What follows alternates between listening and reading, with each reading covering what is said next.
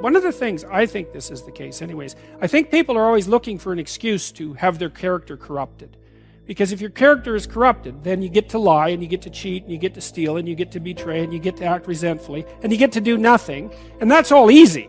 It's easier to lie than to tell the truth. It's easier to do nothing than to do something. So there's always part of you thinking, well, I need a justification for being useless and horrible, because that'd be a lot less work. And so then if something terrible comes along, you think, aha, that's just exactly the excuse that I was waiting for. And then out all that comes. You know, Solzhenitsyn, when he was in the concentration camps in Russia, watching how people behaved, you know, he said that there were people that were put in the camps who immediately became trustees or guards, and they were even more vicious than the people who had been hired as guards. And his idea was that they had collected all that, he called it foulness, if I remember correctly, around them in normal life. But they didn't have the opportunity to express it. But as soon as you gave them the opportunity, it was like, there it was, right away. And so one of the messages that seems to echo through these Old Testament stories is that just because something terrible happens to you doesn't mean that you get to wander off the path and make things worse. And maybe it doesn't matter how terrible it is that what happens to you. And that's a tough call, you know, because you see people now and then in life who, they've really got it rough, man. Like 50 bad things are happening to them at the same time, and you think, oh, it's no wonder. If you were bitter and resentful and hostile, it'd be like, yeah, no wonder. But then you meet people, and Solzhenitsyn again talked about this in the Gulag Archipelago. He said he met lots of people in the, not lots, he met enough people to impress him in the concentration camp system who didn't allow their misfortunes to corrupt them. And that's something, man. Because maybe the only real misfortune is to become corrupted. That's a really useful thing to think. You know, maybe the rest of it is trivial in comparison. I know that's a rough thing because you can be in very harsh circumstances, but I do think there's something to that. And the Lord was with Joseph, and he was a prosperous man, and he was in the house of his master the Egyptian.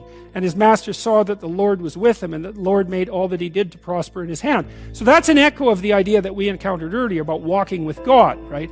So Adam walked with God before he ate the fruit with Eve, and then he wouldn't walk with God. And then Noah walked with God, and Abraham walked with God. And so the idea is, well, that's that alignment with the highest ideal. I think it's something like that.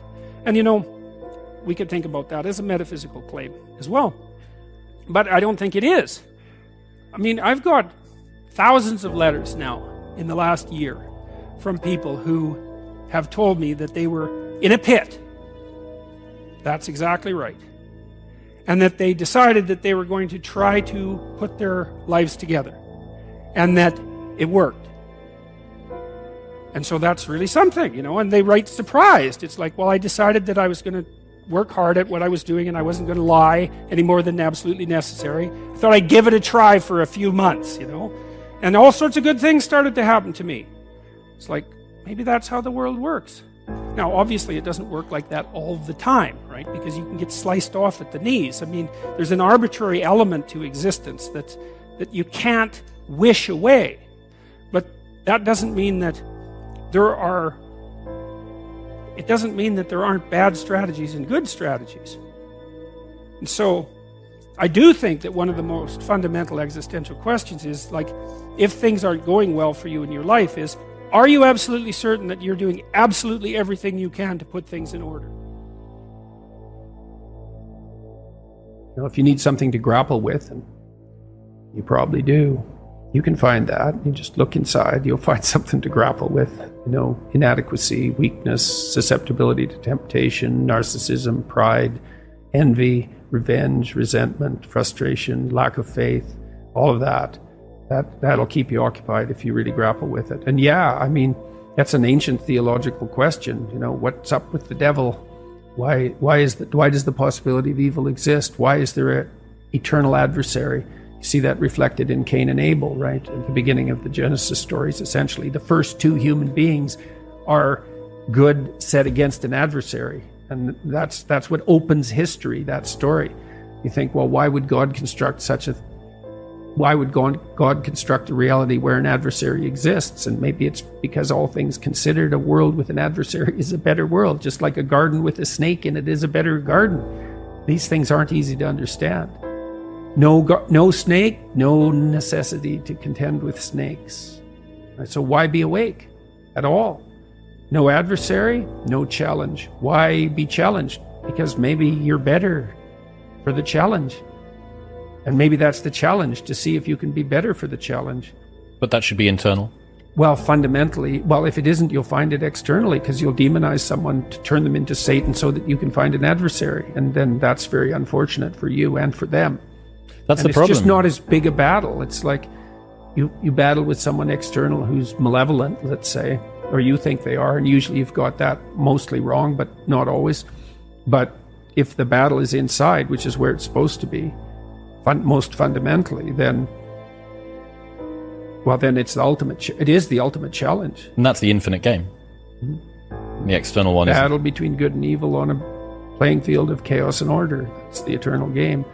And you can play that out in the external world, but part of what the religious enterprise is about, and the Christians have really contributed to this, is the notion that sacred battle is fundamentally spiritual, which is to say, in some sense, fundamentally psychological. It's to be fought on the battleground of the soul, internally. It's a subjective issue. How do you defeat evil? You defeat the evil in your own heart. That is how you do it. And so if that's all being acted out for you in the world, well, you've misplaced Satan. That's a good way of thinking about it.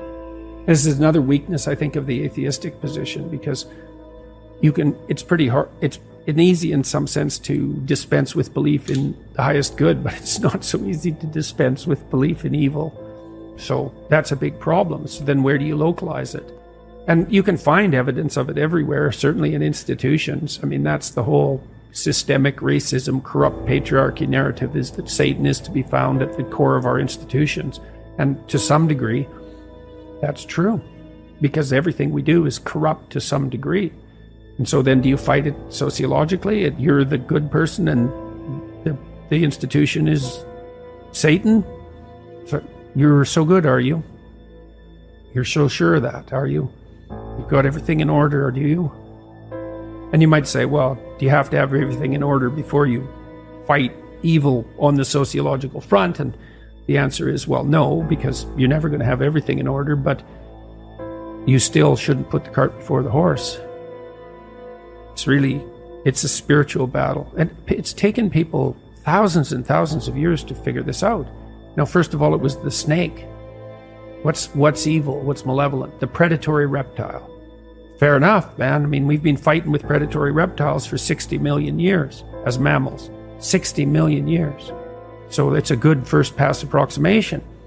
It's the snake, the poisonous snake, the external enemy, the predator. Well, what about the predator and other people? Oh yeah, that's even worse, man. It's like how predators are one thing, but predatory people, other tribes, man, they're brutal. They're brutal. Oh. Well, what about your predatory friend? Oh, that's pretty bad too. The friend who stabs you in the back, the person who betrays you, Judas. God, maybe that's the ultimate snake. It's like, well, how about when you betray yourself? Oh, yeah.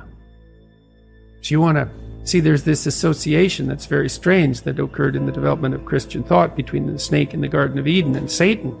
There's no indication in the original story that the snake has anything to do with the Lord of all evil. It's a very weird conclusion that's been drawn. It's almost extra biblical, because there's almost no mention of Satan in the Bible at all, much less any direct connection between the serpent and Satan. It's a very, very strange idea, but it's part of this psychologization of evil. Like, well, what's the ultimate predator? What's the ultimate predator? What's the enemy you harbor in your own heart who hates you? That's the ultimate predator. There's these images of Mary with her head in the stars and baby in her arms and her foot on a snake. It's like, well, that's the eternal feminine. head's in the stars because she's oriented towards the highest good and she's protecting her infant from predators. That could be an actual predator. That would be the case throughout not just human history, but mammalian history. Could be other people who are predators. Could be men who are predators. Could be her, who's a predator. The devouring mother. It's like, well, what's the ultimate locale of genuine evil? Well, the highest religious answer is, that's in you. That's the proper place to battle it out. And I think that's true. I think it's literally and metaphorically true.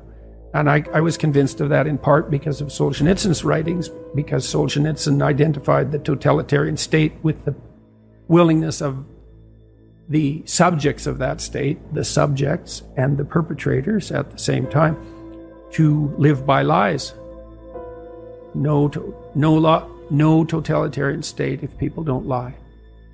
And every time you lie in support of the totalitarian state, then you're the perpetrator. And that's a psychological issue. It's like, you're going to lie to get along or not? Say, well, what does it matter?